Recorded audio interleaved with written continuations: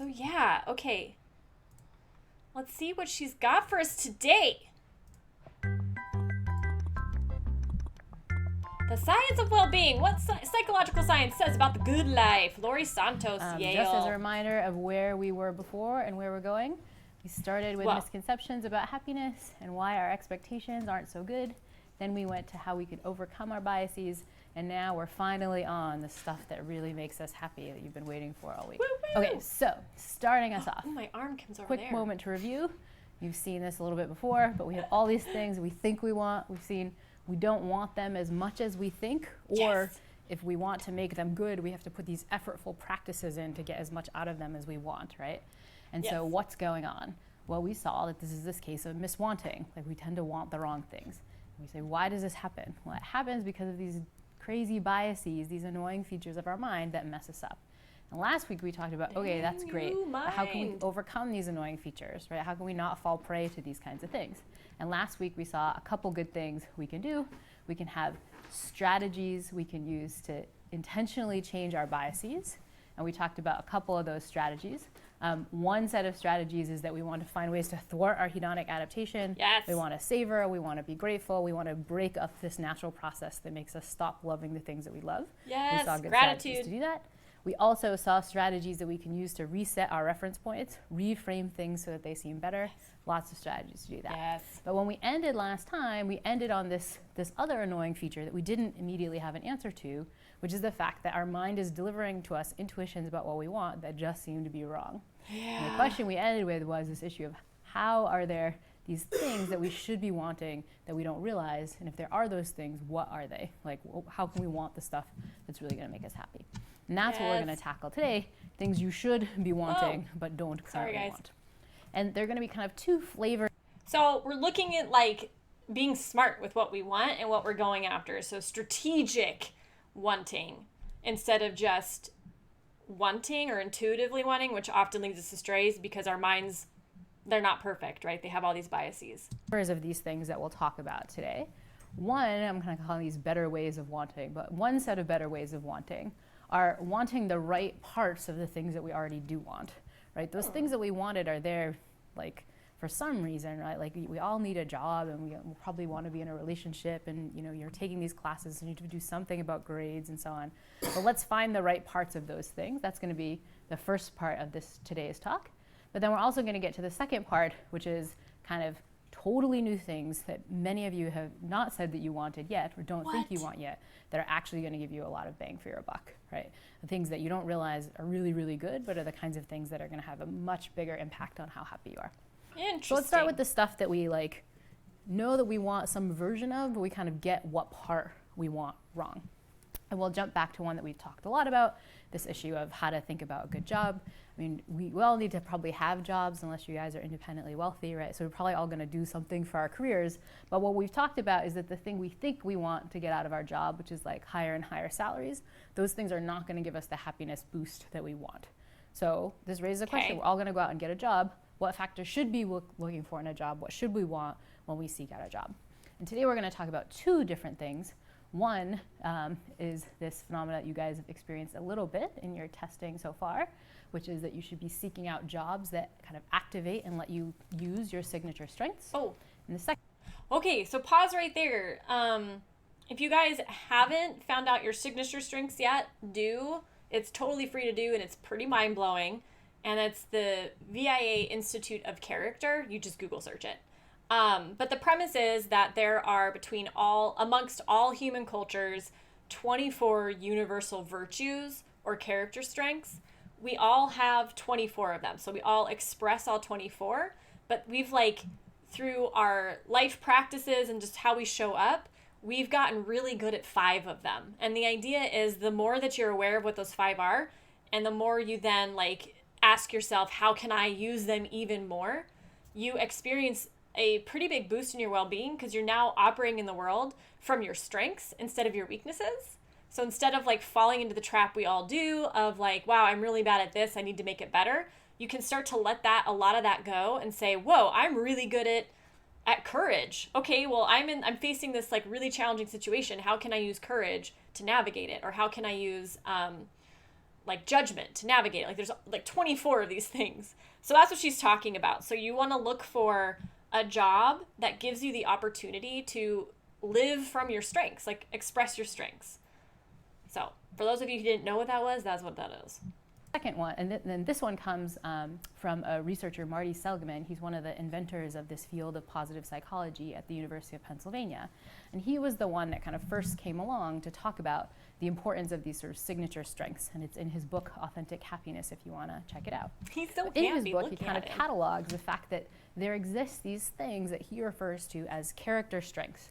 And loosely defined, these are just kind of desires or disposition to act or feelings that seem to lead to this recognizable excellence or this instance of flourishing, right? They're these kind of virtues in the way that we act that when we think about them, we're like, oh, those are generally good things, generally good ways we could be spending our time. And when Seligman first started looking at these, he noted as he kind of went through what these strengths could be, that they all seem to have these interesting features. They tended to be ubiquitous, so they're kind of recognized across all different cultures. They tend to be fulfilling, so they need to be kind of things that aren't just like traits that you have that are just, willy-nilly. They kind of like lead to this lasting satisfaction. They tend to be morally valued in most moral systems of the world. They tend to be the kind of virtues that don't make other people feel bad. So they're not something that like you have and it kind of makes other people jealous or something. It's like things that you can have that actually bring other people up. They seem to always have an opposite. So if we were to look in the dictionary, we would see one of the things that are these character strengths, it would have a bad thing associated with it that was its negative.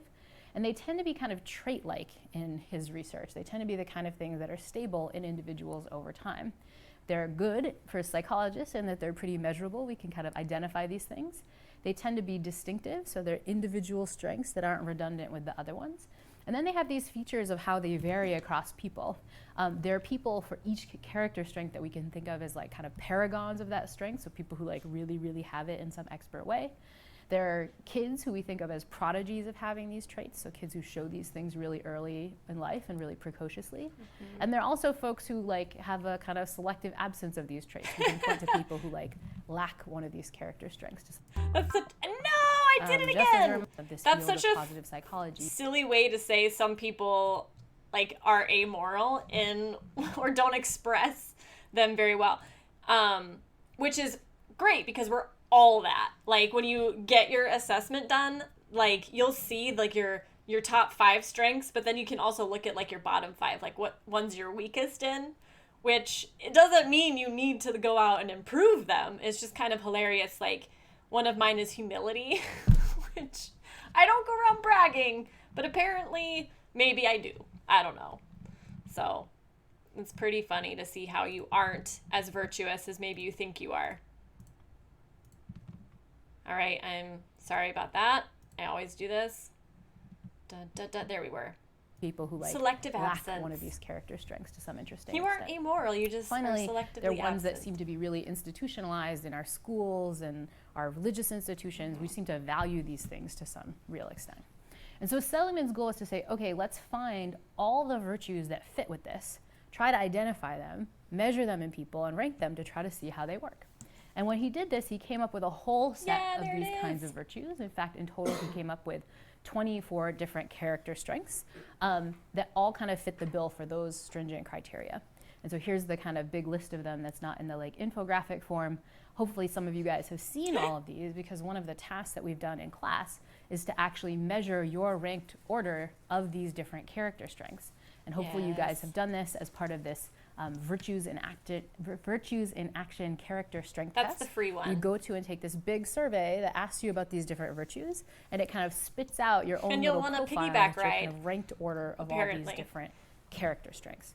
And this, it turns out, according to Seligman, is really important. It's not just that we have these things and we vary in them. We have some that are the ones that we consider most important, that matter most to us, and the ones that we show most strongly. And he referred to those things as your signature strengths. And just defined as these are the ones, these character strengths that are kind of not just that you have really strongly, but that you feel are kind of essential to who you are. You feel is almost like meaningful when you think about them. And so Seligman's that's idea like is if we can really interesting to me because if we do tend to like identify with the top 5, which makes sense because if they're meaningful to us, maybe that's why we've gotten very good at them. But it also like it touches it, like, to me, opens up an opportunity to be more authentic in our lives. So the more we can get a job or have a relationship or fill in the blank where we're able to use our 5 signature strengths more often, like, that's us being our authentic self, right? Expressing the strengths that we've cared enough about to get really good at them. So it's kind of an easy way to be authentic or to increase your authenticity, which people tend to really gravitate towards. Different people's Yeah. signature strengths, and you can put those strengths into action. Those are going to be the spots where you do best, you kind of show the most virtue, and the spots where you feel yourself flourishing the most. Those are activities and maybe even jobs and careers where you're going to kind of experience the most meaning. And so to test this, what he has done is a few instances where he's kind of given people the task of just like, for a week, figure out what your signature strengths are first, and then for a week, use those strengths. Like, do different things that actually activate them in a new and different way. And so here's the prompt, super simply. Use one of your top strengths in a new and different way every day for 1 week. Ta-da, and at the end of the you're week, done. subjects would have to come and give the list of the strengths which strengths they used and how they did it in a new way every single day. The neat thing about doing it in a different way every day is it's kind of getting over the hedonic adaptation, right? You're not just like showing gratitude or showing love of learning the same way every day. You have to mix it up. And so you kind of get the most power there. And he then looked at how this affected happiness relative to some control, where you just wrote about your experiences for the day. And so here's what we find. We're going to plot happiness scores here, pre-test, and how this signature strengths intervention worked across different months. And what you find is that relative to the pre-test, at 1 month out, 3 months out, even 6 months out, you're seeing happiness. It takes me so long to be able to read these graphs and understand them, and half the time I don't before she's done and she's moved on. Like, I wish I was better at it. I'm not. Effects for this act of using your signature strengths over time. You're kind of bumping up your happiness scores merely by kind of consciously making sure you're using your strengths. Even more powerful effects came when you looked at not just kind of your happiness score, your subjective well-being, but really looking at cases of depressive symptoms. So now bigger bars is like more depressed symptoms. When you look at that, you can see effects of this signature strength manipulation even 6 months out, and kind of relatively big effects. Like, feeling like you're using these signature strengths in action is going to reduce feeling depressed over time. Wow, that's huge. I didn't know that. I knew about the bumping of your well-being, but I didn't know of the related effect of reducing our depression. Maybe that's because one of the things that, like, if you're like excellence lives inside your key signature strengths, and the more you use them, the more likely you are to be successful at what you're doing because you're using a strength. Like, that's going to start, I would assume, like, as you begin getting successful, like, it builds confidence, like your self-efficacy, like your belief that you can accomplish the things you want to accomplish increases. So maybe that's why, but that's amazing. All right, so pop quiz. How the subjects study of the Seligman et al. 2005 study react when prompted to use one of their signature strengths in a new and different way every day. The subject's happiness score increased significantly, but their depressive system stayed the same. We know that's not true. Their scores increased significantly, decreased significantly. This is really silly to read out loud. There we go. I think it's that one. Let's just move on. Give me more information, please. And so the idea is, given that this is the kind of thing that seems to boost our happiness in our activities, could this be the kind of thing that we should be wanting in our careers? Like, should we try to seek out careers that are either allowing us to use our signature strengths in a particular way, or spots where we can actually just employ these signature strengths even if the job itself doesn't require them? And that's what these researchers looked at. They actually had a big set of workers surveyed, and they asked them about a couple things. One is they had them take these strengths tests, and they kind of measured and asked them, do you use your character strengths at work, and which ones do you use, how many do you use, and so on. And then they asked them other traits about how much they like their career. Do you have satisfaction in your job? Are you being productive in your job? Do you experience positive affect when you're at work? All these things. And what they find is that as your use of your signature strengths go up, so too goes up your productivity and your job satisfaction. And the neat thing is they found what mediates that effect. In other words, what's the thing that's kind of causing that effect? And it seems like what it's caused by is the fact that if you do this, you tend to experience positive emotions in your job, which makes you more productive and makes you like your job more, and so on. So just the mere act of making sure you're intentionally using these things seems to make your job kind of more fun for you and a better place. This was followed up on. Like, this reminds me of this idea we've been talking about of exercising control where it exists. So which is within yourself, like changes the trajectory of your life. So this is one way we can use something that we're already really good at, and through our awareness of it, boost our well-being, become happier in what job we have, and or get more intelligent or wise in the choice of a new job. So I don't know. My mind is getting blown again, and what I think is a really cool way, this, which is a set of researchers who asked this question: what makes a particular job a calling? So we can think of some job that we have, just kind of like just a job that we're doing to have money. We can think of a career, which is kind of like more a long-term thing, or we can think of what we're doing as like a true calling, right? Like it's this part of our identity. It gives us meaning. Like, what turns a job into that? And their hypothesis, as you might guess, is that it has to do with your signature strengths. And so to test this, they tested the number of signature strengths that people used in their job throughout the day. So the idea is you could use one, like say you have love of learning, maybe you're using that one, you have creativity. So annoying that some people just like magically stumble into doing this. So what they find is that they're tracking the number of strengths individuals are using on the x-axis, and on the y-axis, all kinds of scores about positive affect and productivity on the job. And what they find looks something like this. So as the number of strengths you use goes up, so too does all your reports of positive affect.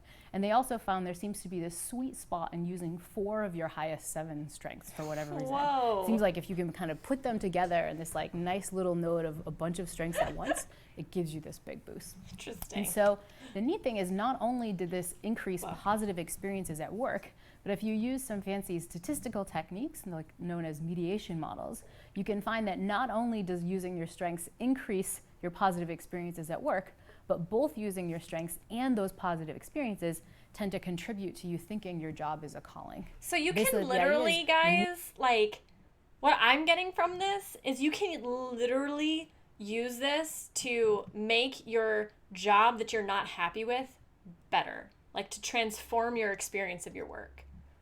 Like that's pretty, like that is empowering. More and more signature strengths you use, typically this sort of awesome point around 4, the more likely it is that you call your job not a job, but a calling. And so if you want to find a job that's a calling, it might not be a particular thing. It might just be finding ways to use multiple of your signature strengths at once, which is kind of cool. Merely using these things is kind of making you feel like that's your dream job, which is pretty cool. And so that is one thing that I think we don't think about often when we're sort of looking through a job. What we really want to do to get the job that's our dream job, that's going to give us positive affect, job satisfaction, and so on, is just pick one in which we can use our signature strengths. And the cool thing is you guys have seen from using your signature strengths and kind of thinking about them is that there's lots of different ways we can use them and lots of possible jobs in which we can do that. So it really buys us a certain amount of flexibility to think about how we're using them. So that's kind of factor 1 that seems like actually is the kind of thing that makes your job feel meaningful. The second thing that seems to increase satisfaction on the job is finding jobs that give us what I'm going to call flow. And flow comes from a concept invented by the positive psychologist Mihai Csikszentmihalyi, is just how you say his name, I think. But he has a fantastic book on flow, which he sort of refers to as an optimal experience. So what is flow? Some of you might be able to guess from the term, but it's this idea that we have this mental state in which you're performing an activity where you are fully immersed, where you feel energized, focused, you're fully involved, and you're kind of enjoying it as you go. It's kind of like being in the zone. It's kind of like this period where you're sort of losing track of time in this deep enjoyment of something. And so some of you who participate in like sports activities might experience flow there, particularly if you're expert in some of these things. Some of you students were on the ski trip yesterday, so I hope some of you experience flow maybe when you're skiing as things are going well, maybe not if things are going well. This is the kind of thing that athletes report experiencing when they're kind of at peak performance and performing super well. Musicians can talk about this, but this is also the kind of thing that we experience when we are working sometimes, and the work that we're doing is just like feeling like we're on. We're like losing track of time. It just feels really good. And so researchers have tried to document, okay, what are some of the features of flow? And it's hard because it's kind of this sort of esoteric thing. You kind of know it when you're feeling it. How many from this description feel like they've felt that in something that they've done in their life? Okay, so lots of you guys. Yeah. So here's some kind of features of it. It feels like you're doing something that's challenging, so your attention is engaged, but it seems manageable. It's not kind of stressing you out. You're just kind of doing it at your peak level. It also seems like you're just like really, really focused on concentrating on that activity, so you're incredibly in the moment. The activity is also in and of itself intrinsically rewarding. You're not doing it to like get some grade or get some performance. Like you're just loving it while you're doing it. You have this feeling of serenity when you're in that moment. You can even lose a sense of self-consciousness. You often lose track of time passing. So you do this activity for a while and then you realize like, whoops, like 2 hours went by, what's going on? And that means that sometimes when you're doing this, you can lose awareness of your physical needs. So you kind of come up for air and you're like, oh gosh, I haven't eaten or gone to the bathroom in like forever. I should like deal with that. But the most important thing is that you have this kind of complete focus on the activity itself. Like you're completely kind of in the moment. And so this is like playing flow. games. And the question is really, okay, it seems pretty awesome. Like how do I pick activities that achieve that, right? Like what is the kind of sweet spot where we start to feel in the moment so much when we're feeling in flow? And what Csikszentmihalyi has looked at is the kind of relation that flow has to the sort of task you're doing, the kind of challengingness of that task, and the amount of skill you bring to it. And so he comes up with this kind of cool graph where it's like we're plotting how hard the activity is on the y-axis, like from really low, it's like super easy to super, super challenging. And also how much skill you bring to the table, whether you don't like have that much skill in it or you have lots of high skill. And the idea is that we want to be in certain points on this graph to experience flow. Some of the things he talks about are kind of bad states, when you're kind of like low in skill or like low in challenge, like that can like lead you to kind of apathy or boredom. Like those aren't states that when I experience sample you're feeling good about. You're kind of not liking those activities very much. There's the one that I think Yale students wind up in a cell up there a lot, which is that you have high challenging things, but you don't feel like you have the skills to do them. So that produces a lot of anxiety. It's not just high challenge states. You have to feel like you have the skills to do them. And it's really feeling like you have them. So I think many of you have them, but that's a side point. But you don't want to be in that cell. You also don't often want to be in this cell, which it turns out, even though it's kind of relaxing, it's slightly more positive than boredom and apathy. It doesn't really feel that engaging when you kind of have super high skill, but your challenge isn't that good. What you want to do is kind of zoom in on that sort of sweet spot at the top. You like even better than kind of being aroused, but not really having a skill or kind of feeling in control is this point where like your skills are getting tested by the max challenge. And that is flow. And the idea is that what we want to do is seek out careers, activities, etc., that plop us in that state, that can kind of are kind of maxing out our skills at the right challenge level. And so he has this wonderful quote about this where he notes the best moments in our lives are not the passive, receptive, relaxing ones. The best moments really occur when a person's body and mind is stretched to its limits in a voluntary effort to accomplish something difficult and worthwhile. Right? Yes, you're not being forced to do it. Like your skills are like at their max pushing level to kind of accomplish something that you really dig, that you find intrinsically rewarding. Right? Yeah. And so can we actually see this in the context of people's jobs? I think this is another spot where our predictions, our forecasts about what we like seem to actually be wrong. And there's a lovely study looking at this, which actually just does this experience sampling to test when are people most in flow? Like when are they most in this state that they really are getting something out of? And so in this study, a bunch of workers were surveyed during their day, this experience sampling. Basically at the time in the 80s when the study was run, you have a pager. Nowadays you have an app on your phone. It pings you and it just says, how are you feeling? And it asks you certain questions. But it turns out this is a really good way to kind of tap into people's moment by moment feelings and happiness. And so they did this during people's days when they were at work, when they were home, when they were watching Netflix, whatever they were doing, and they get lots of data. And so the questions they ask in this case are, how are you feeling? How much are you concentrating? And what would you rather be doing? Like, would you rather be doing something else, right? And so they're measuring people's happiness, they're measuring people's challenge, but they're also asking people's prediction of what you would rather. Here's the interesting thing they find for most folks who are having kind of interesting jobs, is that when they're at work, they describe being kind of happy. They're in this high challenge situation. They're really being challenged, but probably because they're at that job, their skills are about the right fit to handle it. and they actually like report having these feelings of efficacy, feelings of self-confidence. They don't ask them about flow, but what people are reporting are those states. Like basically you're more likely to be at flow when you're at work, because like those are the times where you're kind of face these challenges and so on. For you guys, it's like you're most likely to be at flow when you're doing some challenging academic activity, because like that's what's challenging your skills. The interesting thing, though, is that when people were surveyed when they were doing leisure, you know, they're watching Netflix or they're sitting around joking, whatever, those are things that where folks are reporting that they're experiencing low challenge and often don't have the skills to be doing that sort of thing. And when you ask people how they're feeling, you haven't pointed out to them like, hey, you're at leisure, this is great, how are you feeling? You just ask, how are you feeling? People report like, well, they kind of have some apathy and some boredom, like when you're really sitting around clicking through Netflix shows and you haven't decided what you want to watch, like you're not often in like a really good state. The amazing thing, though, is that these often are the states that we are choosing to put ourselves in. Like when we have free time, we often do these like boring, low skill, low challenge kinds of things, and that doesn't actually make us very happy. And we can see that even in this data set, because as I noted, they also asked subjects, what would you rather be doing? And what folks like by and large said is that if they're at work, they would rather be at leisure. They would rather be choosing the like kinds of things they could do. But in practice, like it seems like the leisure is not making folks very happy.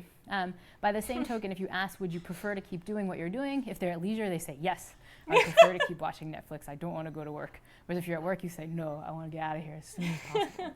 So true. This leads to this interesting disconnect where it seems like we're not very good at predicting the kinds of things that are actually making us happy. Like being at work and doing problem sets and doing the stuff you guys complain about are probably actually in the moment giving you a little bit more feelings of flow and feelings of kind of getting your challenges accepted and feeling meaning in that than a lot of your leisure.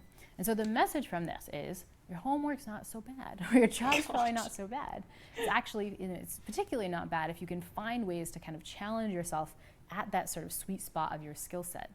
The other message from this is that sometimes the leisure activities we choose are kind of more apathetic and boring than we think. If we could have leisure activities that allowed us to kind of gain more skill and sort of challenged us a bit more, we probably would like them a little bit more as well. And so that is the data that we're getting on what makes a good job. What we really want to be looking for are our signature strengths and also thinking of activities that would give us some flow. And so that's a case where we kind of want this thing, but want it for sort of the wrong reasons. Those are good reasons to seek out, good reasons to want stuff. So what are some things, guys, that like bring flow into your lives that you've experienced now that you've heard her talk about it? Yeah. Ta-da! Just like that. That's it. Awesome. Yeah. Wow. Okay. Let me wrap my brain around that a little bit. Yeah.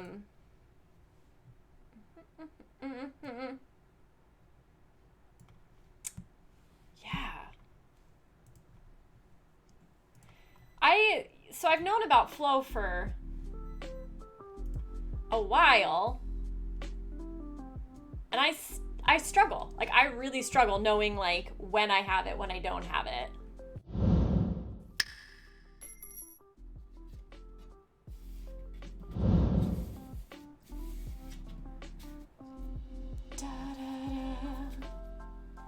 Man, the music today, I don't know. It's very like, Charlie, how are you doing? How are you doing? It halvesies worked. Oh. I want to sit down. Something I've been noticing, I think I've done it forever, but when I'm learning, I have to put my hair up. Like, I feel like it helps me think better. Yeah. I feel a little bit like that today too, Charlie. I'm like halvesies myself. Oh, look, I'm super short now. Here. There we go. Yay, sitting down. Yeah. I'm really intrigued by this idea of being like allowing creativity and in how we express our character strengths and that boosts our well-being. It reduces our depression. Like, that's just a lot of really cool things in there. Oh, that's okay, Tiki. Yeah, we can always talk about it too, later if you want. Essentially, when you're looking for a job, or I would say even in your current job, and you're not really excited about it, one of the ways to want in a way that boosts your well-being instead of what she talks about, which is miswanting and like falling into like brain biases that set us up for failure, is to express your signature strengths in whatever job you have, that will increase your appreciation, enjoyment, happiness within your job. It will reduce your depressive symptoms, which is mind-blowing. And when you're looking to get a different job, right, or you get your first job, you want to look for opportunities that allow you to express your 5 character strengths, like your 5 signature strengths. I would imagine the job market is super challenging right now. Charlie, what kind of thing do you want to do? Like,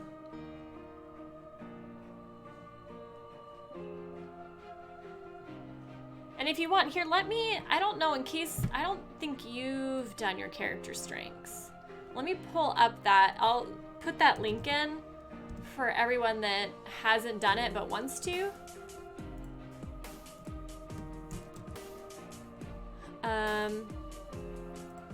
And just in general, like with character strengths, and by the way, this is a power up. But just in general, the more we can use our character strengths in any area of our life, like we're gonna experience those same benefits. So work is one of the main areas that can really ding our well-being. But the more we can use our character strengths, the more we can seek and experience flow in our work, the more our job becomes a calling, and the more it supports us. Yeah, so you're really open. That's cool. You will find something for sure, Charlie. I would love to know what everybody's signature strengths are. I can't even remember my top 5. I've taken it quite a bit, and sometimes like the top 7 shift around and my top 5 changes. So this was good for me to hear today, so I can remember to incorporate them more, lean into them a little bit more. Yeah. I think too, like, there's this awesome thing, like, if you're in a relationship with someone, and we all are, right? Whether it's romantic or a friend or whatever, like, the more we know what the people we care about, what their character strengths are, the more we can support them in those, right? And like celebrate them for what they're really good at and what's important to them. Ooh, curiosity, gratitude, humor, kindness, capacity to love. It's fascinating, Tiki, because obviously I know you, right? And I would be like, yeah, that's exactly, like, that is Tiki. I see those things in you. Absolutely see those things in you. And I think, like, the more like talking about curiosity, we get curious about our signature strengths, like they each have this like world of depth to them. Like we can be really creative in how we use our kindness, right? How we use our sense of humor, or whatever our strengths are. Oh yeah. Yeah. And that makes sense because we get really good at the things we exercise a lot, right? The things we use a lot. So if you've been using forgiveness, you're going to be more skillful in it. Yeah. Mine are very similar. I have bravery. There's always like curiosity or love of learning, like they switch around. Gratitude, capacity to love, and forgiveness is often in there.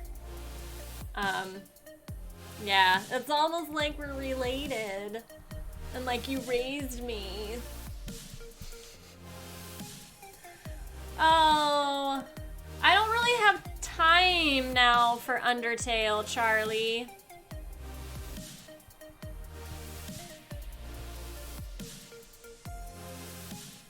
Yeah, I'm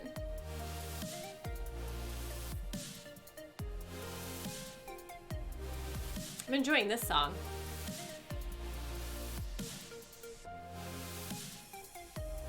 What do I want? What do we want? Here. Dun dun dun dun dun dun.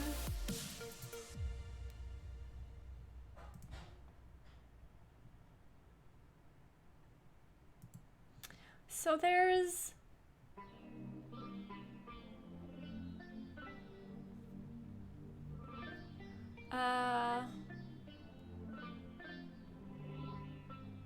one of the things about flow that I struggle with is like knowing like how much of it is a beneficial thing or is a constructive thing. Because one of the, like, I get like having flow in your life boosts your well-being, but we can't be in flow all the time. And so I could see like it's kind of like the pursuit of happiness. Like if we can overdo it, right? And not and then start dinging our well-being because we're like only allowing ourselves to experience happiness and denying all of our emotions. But like flow, one of the like benefits is that you lose sense of time. So that for me triggers like this fear that if the more successful I am in building my life around flow, the more I'm gonna like open my eyes and just die. Like I'm gonna not have been present to my life. I'll have like missed all the time going by and like somehow like my life will speed up, which I don't want. So I resist flow because of that, which is probably ridiculous. But yeah, like, yeah, I'm glad we have character strengths because flow seems a bit more challenging to touch into and to build into our lives. Yeah. Yeah. I'm looking through her stuff.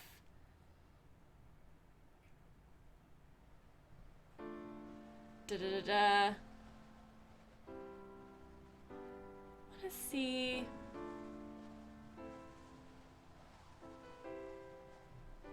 This is all really amazing stuff. I can't wait for the next videos, but I'm gonna have to.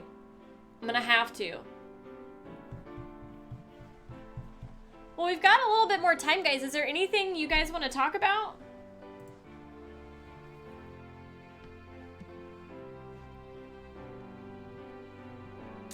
I want to see.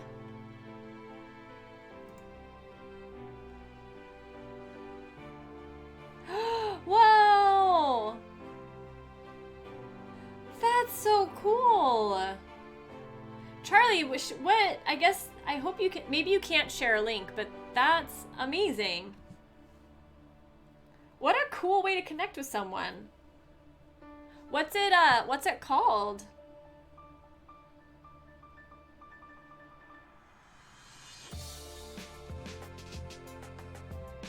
Yeah, man, that's gonna be so neat to like, yeah, that's a whole population of individuals. Like, we don't have access to their wisdom, you know? Write a prisoner, that's straightforward enough. Let me find it.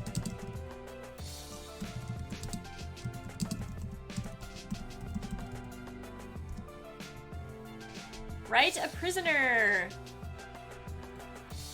Here it is.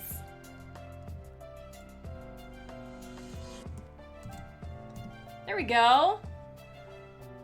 That's pretty cool.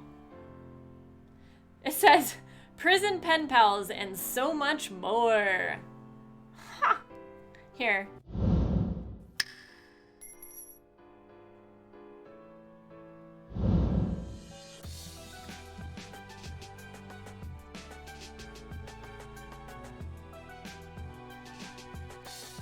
pretty cool, man.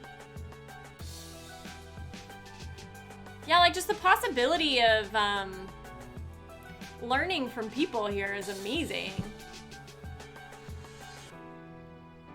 It's kind of weird in that it looks like a weird dating site, right?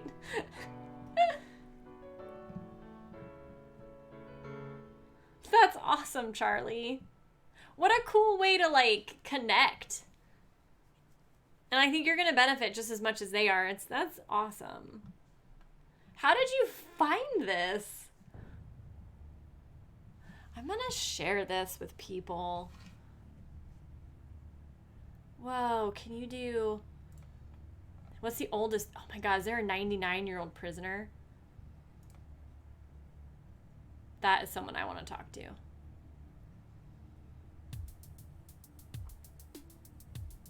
Right, I do too, Charlie.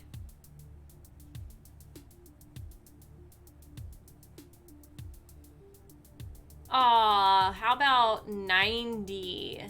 Or fine, 89.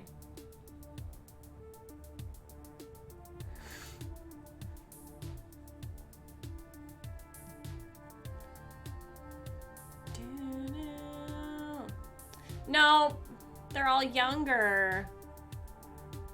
How young do I have to go?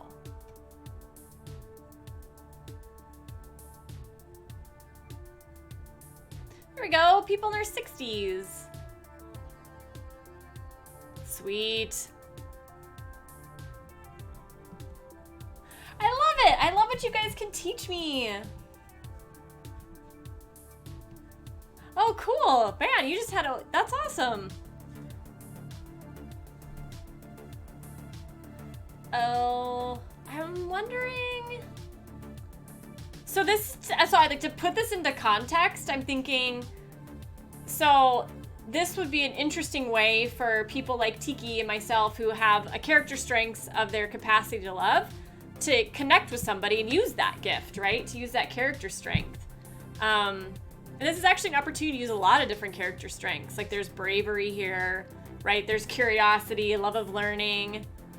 Yeah, like I was thinking we could just take like one of the character strengths and look at it.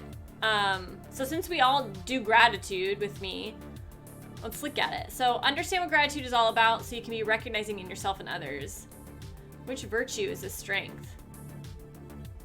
Oh yeah, there's 6, there's like virtue categories. So this particular strength falls under the category of transcendence, which describes strengths that help you connect to the larger universe and provide meaning.